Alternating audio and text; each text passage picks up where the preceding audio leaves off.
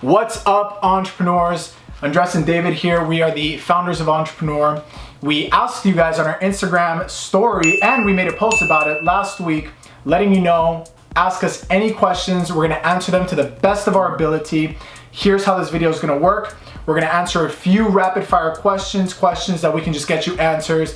Don't need, much technicalities. And then the second half of the video is going to be more in-depth questions where we get to give you more in-depth answers, and hopefully you can learn something new today. So let's get into it. All right, rapid fire question number 1. @official.doa asks, how long does it typically take to package every order? I would say pulling the order, pressing it, fulfillment line, all the way down to getting it inside of the USPS box, typically 4 or 5 minutes or so. 4 to 5 minutes when we're going really fast. We can get it down to like 3 when we're doing a live shirt. Next question. @softvision.andra. How do you cope with pain and frustration when you are trying to start your business? I don't really know what you mean by pain and frustration when you're trying to start your business. But I would assume it's the intro phase into when you get into business. I guess it's all the roadblocks. Like when we started, we went through a bunch of roadblocks and we were like, fuck, how do we... I have a good insight. I would say the best way to get through that pain and frustration is to gather as much knowledge as you possibly can from YouTube, online resources, Google. A lot of time frustration stems from the lack of understanding or the lack of knowledge in that specific subject, so that's my tip. Yeah, just ask questions and don't stop being curious. Don't be afraid to look dumb, because you probably are dumb when you are starting the business. We were dumb, we're still dumb now, we're still learning. So we're never afraid to ask. We're always never afraid to go through the pain. We just know it's gonna be there. Just like any athlete, when they train, they have to go through pain to be the best. You got to go through the pain of starting your business to be the best businessman. Yep. Cool. Next question. @mwiz123_ asks, how do you generate organic traffic in the beginning? Struggling to bring traffic to my business. When we originally started, 300 followers. We started with 300 followers, and what we did to get those 300 followers, now keep in mind this was almost 4 years ago, when Instagram was still in its booming phase. When Instagram was still small business friendly. Basically, how we personally gained our initial followers was we posted content that directly reflected with where we were, specifically in our stage of our own lives. Yeah. And we basically just spoke from the heart, spoke from the mind, told everyone our vision, told them, hey, we want to start this brand. And the most important thing is just to be original. I see so many starter brands and they're just like reposting other people's photos, they're reposting quotes. Like, no one's gonna follow what's already been ingested. They want new engaging content, and at the end of the day, it's authenticity and originality goes 100 times further. Like if you look at all our repackaged content. If you look at all our content, 99% of it is original. The few little things we take from movies and snippets of cartoons, we still make that our own by making our own joke or twist on it. And that's why you're probably watching this right now, because everything we make is original. Yep. Next question from @Chris_ecom. How do you deal with failure, and how do you stay motivated after failing many times? I want to chime in first. All right. Chris, listen, dude. The number one principle, foundational concept that all of us have to understand before we even get into business, preferably before you get into business, is that entrepreneurship, and really anything in life, anything that takes dedication and effort, you are going to fail, okay? It is natural, it's part of the process. Failing equals learning, failing equals growth. But you need to fail, realize you failed very quickly, get over it, and then ask yourself, I failed this way, how do I prevent it from happening in a future sense? This is not rapid what fire. did I learn from this? This is not rapid fire, right? Whatever. We're taking our time, but guys, we're trying to get you as most detailed answers as possible. And the way I really look at it is like, come get the punches, feel them. I like that. Feel the shit out of them. Feel how horrible they are, and just keep going. Don't stop. All right, next question. Brandon_Alcala7. Best way to keep track of inventory? Well, without inventory system, right? Because you're not there yet, you're just starting. I would just say just keep everything labeled. Never order too much inventory. because the worst thing you can do for your business is have cash sitting in inventory that's not moving. You always want to be moving. We actually did a video where we did a walkthrough of our Entrepreneur HQ, which is where we are right now. In that video, you're gonna see our great wall of inventory, which is just behind this camera. We're gonna put the link here somewhere in the video. And you'll notice how every single bin has a label on it that specifies the design, specifies the type of garment, specifies the color. And so basically we skipped out on the inventory system for now and just made it as organized as possible. Get bins, get labels, get creative with it. All you really need to know. Keep everything either in an Excel sheet or your Shopify or whatever system you have. Just make sure to always keep it up to date. Have a specific set of rules that you follow to make sure your inventory, like we still struggle a little bit with our inventory.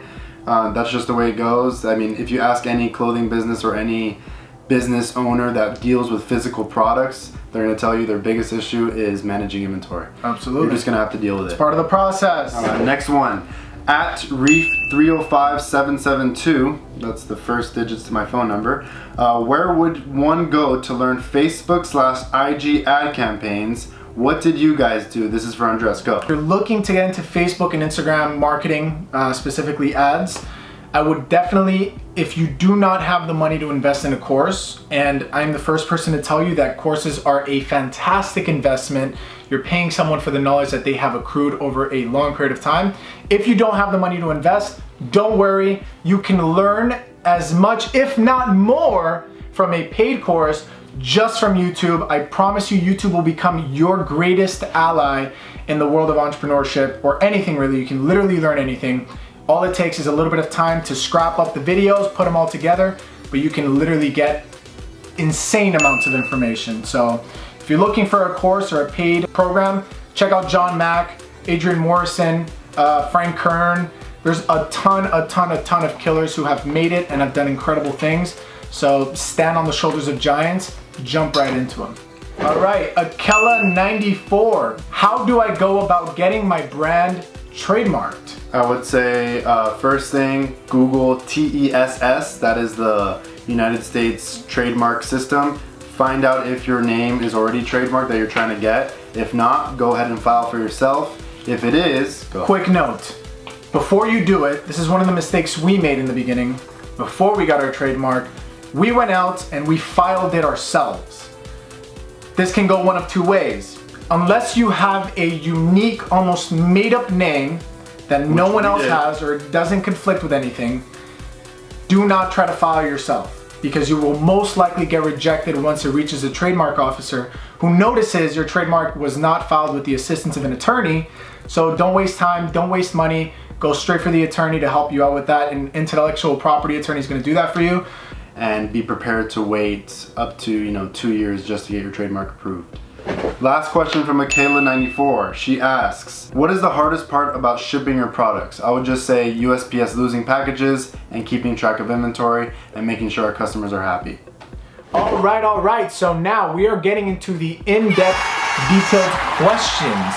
The first question from @Almita_Aviles. Hello. I wanted to ask if you have employed or contracted family members or friends where it didn't work out. How did you handle letting them go? I have a hard time when it comes to being a boss over family or friends. I'll start with my insight. So first of all, it's a very good question. Yeah. To our understanding, to our experience, I think the best way to go about hiring friends and family is there needs to be a very clear understanding where you communicate with that person or that individual, where you say, hey, so-and-so, look, I understand we're family, I understand we're friends, but as soon as we walk into this dungeon, as soon as we walk into this office, that gets put to the side, and we are here to work, and there will be no compromises in what needs to get done or what needs to get put out. And if there is any sort of bump in the road in regards to, being family and friends, it's going to be handled immediately. Just being real with them. This is what you want to get done. These are the goals of the company. These are not my personal goals. These are entrepreneurs' goals. So their goals and what they do here needs to align with that.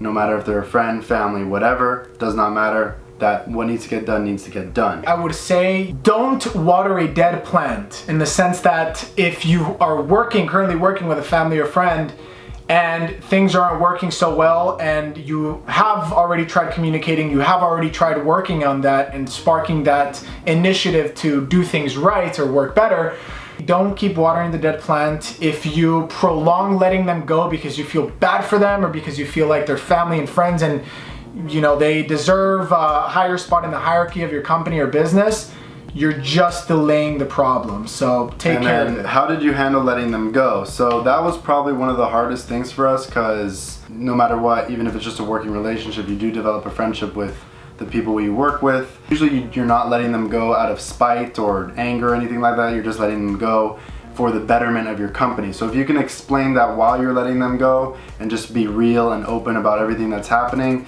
you know, they'll typically be understanding of why you're doing what you're doing and why you're setting out to do what you're setting out to do. Boom. Very good question. That is good very question. Good question, yeah. Okay, at Mike_in_Ike_99. Did you fellas ever find yourselves bumping heads and disagreeing to the point where it might affect the business? If so, how do you deal with it? Again, fellas, love the brand and wishing you luck to the both of you. Thank you very much. So we argue all the time. I think it really just comes down to communication. And David and I have spoken about this a million times. We have it very clear in our personal relationship and in our business relationship that communication is the #1 key to achieving anything, right? Yeah. If you're able to communicate on a neutral level and on an open-minded level, you are going to get better results. Whenever you are bumping heads or arguing, it is to argue not to be right, but so the company can advance. So are you arguing because you want to be right and just push your way forward, or are you arguing so you guys can both come to an agreement to the better forwardment of your company? And I think it really just comes down to understanding the type of person your business partner is. For example, I understand that David is a very logical person in the sense that anything that we do, he comes from an extremely logical standpoint and he will present facts to back up his arguments. Whereas I, on the other hand, tend to be more on the intuitive side, where I will piece knowledge or certain experiences or things in my personal life or what I've seen in other people's lives, and then make a statement, a valid statement based around my intuition. For example, I'm a perfectionist and Andres is just trying to get it done. It's a clash of philosophies, but in the end it works out for the better because he's trying to get it out, trying to get it done, and I'm trying to make it perfect, and that's how we clash heads, but It needs to just be done to advance the company. We just talk, man. It's all about talking. Yeah, man. All right, next question. I got one for you guys. At JaredGage01, I was wondering how you pick suppliers for your clothing. What do you look for in them, and what quality standards are you looking for? Great question, my friend. So if you're starting out, you know, you're probably going to be starting with blanks. I would say just to order a sample from as many blank providers as you can, feel them, wash them, wear them. It's obviously not going to be the best creme de la creme clothing you can do unless you're making it yourself, but you know, you can choose based off the options you have. Now, once you're getting onto a bigger scale and you're ready for picking your own fabric, cutting your own fit, making your own shape for the t-shirt, for the pants, whatever, then it gets more complicated, and there's so many variables that are involved in creating a garment. And you know, some people think, oh, those high fashion brands are just way overpriced, blah, blah, blah, but they're actually made at a much higher level, and there's a lot more intricacies that go into it than you might expect. I can't really go into it now because I could probably do a whole 30-minute video on that, just based on what I know now, and I'm still learning about it. But I would just say, use your personal preference. What do you want to wear? What do you want to see in your wardrobe, and sell that? If you're just starting out and you're looking to build the foundation of your clothing brand based on blanks, samples. Oh yeah, never place a bulk production based on, oh, you like how it looks online or on their website or their catalog. Get samples, get a shirt, get a hoodie, get a hat in your hands, and inspect it, wear it, trash it, throw it in the washer, throw it in the dryer, abuse it. And also know that no matter, even if you find the perfect supplier and the perfect shirt, you're still gonna have a percentage of defectives that you might not, that might slip to the customer, and then you're like, oh no, you know, there's a thread coming loose or something, but that's just something you have to deal with if you're going to be in the clothing industry. Great question. At @Iam_Will_. Being in the clothing business myself and gearing up to launch, what do you find to be the best methods for shipping and fulfillment, including carrier, shipping costs, boxes, mailers, postage, order management, etc.? USPS is your greatest friend, especially here in the United States if you're shipping domestically. They have the lowest rates. Jump on ShipStation, Insidia. There's a bunch of services online where you can directly buy postage. And, well, you can get a little printer, a zebra printer, any home printer with tape, whatever you want. Just print out the orders and you can fulfill everything from your office or your home or wherever you're starting your business out of. If you're gonna be really bare to the bones, like for example, when we started, we literally hand wrote every single package because we were only getting like 1-2 a day. We were handwriting them, putting the postage on with the little stickers ourselves, and then eventually with UPS actually you can get a Zebra 505 printer, which is you know those, it's a thermal label printer that's 4x6 and it comes with the sticky paper right there, so you can just slap the order on there. Boom. You can rent that for $2 a week. Don't ask us how we did it. I honestly can't remember. It was like 3 years ago, but there's a way to do it, and you can rent it for $2 per week if you're starting out, because they're typically like $100-200 brand new. So in conclusion, USPS for domestic mail. If you're shipping, you know, more sensitive items, maybe upgrade to FedEx or UPS, like high value items. If you're shipping overseas, DHL will get that package to its doorstep no matter what, guaranteed. You can ship internationally with USPS. They're not always on point, but for the most part they do a good job and they're the cheapest rate. You can get a ton of free packaging through USPS's website. You can order boxes, priority. You have to be shipping everything with that specific shipping service. As far as shipping internationally on a budget, one of the things that we did, and it actually helped us when we were building our company and building Entrepreneur, was packages halfway around the world for like, I think it was like 10 to 13 bucks. It ranged. Yes. It was called ShipFIMS. It's FedEx International Mail Service. And of course it's with FedEx. It's a special program that they have. It's very tedious and time consuming, but you are shipping a package across the world for half the price of what USPS would typically charge you, maybe even more. But it does take quite a while to get there as well. Yeah. So it depends on what your customer wants. I would just say do your research and find the best provider for you. Yeah. Alkiv Philip, how did you cope with the challenges of society, family and friends who did not believe in you when you started with entrepreneurship? Well, awesome question. That's an awesome question because we're still dealing with that, and you will probably never stop dealing with that until you make it, and everyone else is proven wrong, or however you want to put it or look at it. But for the most part, one of the other fundamental concepts that you have to begin grasping your mind around is that you will theoretically lose family, you will lose friend as a result of the entrepreneurship path that you take in life. Which is just bettering yourself as a person. Which is bettering yourself as a person, and family will tell you, hey, you know, you never come around, or friends will be like, hey, I haven't seen you in years.